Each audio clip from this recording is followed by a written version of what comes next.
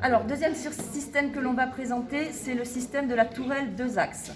Donc ce système, en fait, est donc un support de smartphone qui va nous permettre de piloter soit à l'horizontale, soit à la verticale.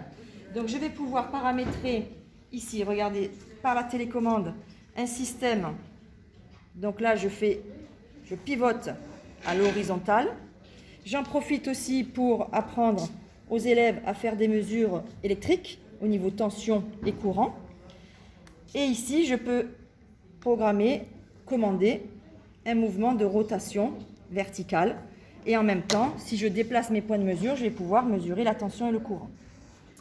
Par la suite, en sciences de l'ingénieur, la particularité des sciences de l'ingénieur, c'est toujours de comparer les modèles virtuels avec les modèles réels. Donc ici, sur les écrans qui sont là, on a un système virtuel de la tourelle, vous voyez, c'est exactement la même, sur lesquels on va pouvoir faire des essais. Après, sur cet ordinateur-là est connectée la tourelle réelle sur laquelle je vais pouvoir faire aussi des essais. Et le but, justement, ça va être après de comparer les deux, de comparer le modèle réel et le modèle virtuel pour savoir si notre modèle mathématique est bon. Et bien entendu, le but après des ingénieurs dans les centres, ça va être de faire des modèles qui correspondent le plus possible au système réel. Donc pour cela, par exemple, le premier essai, donc vous voyez que notre système, on peut tracer la courbe. Donc là, en fait, je demande à ma tourelle d'effectuer une rotation. Donc, je vais en refaire une.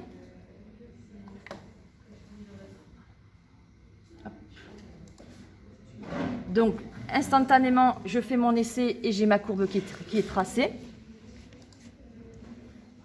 Je vais le faire avec la deuxième essai. Donc, quand je fais mes essais, à chaque fois, je vais changer des paramètres qui me permettent après de pouvoir comparer. Et enfin, donc là, regardez le modèle virtuel. Donc, je mets un troisième essai.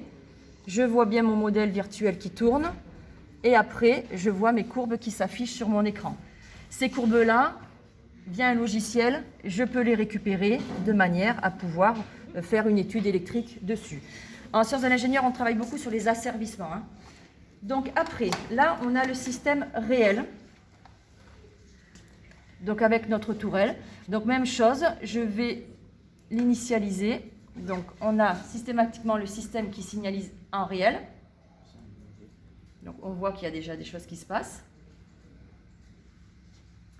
Et donc par la suite, une fois que l'initialisation sera terminée, je vais pouvoir lancer des essais avec bien entendu les mêmes valeurs que la valeur simulée, sinon je ne pourrais pas comparer. Donc j'ai fait les mêmes réglages et là je vais pouvoir, alors attendez, ça c'est bloqué, je vais pouvoir faire mon essai 1, mon essai 2 et mon essai 3, d'accord? Donc là on voit justement que les courbes du système réel ne sont pas les mêmes que les courbes du système simulé.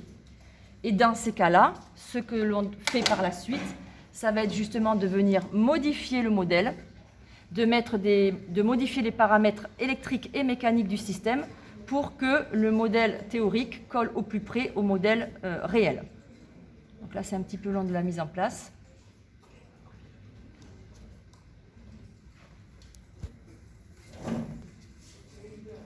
Donc voilà, donc les élèves après viennent changer les paramètres, soit mécaniques, soit électriques, et le but étant de se rapprocher le plus possible un modèle vers l'autre.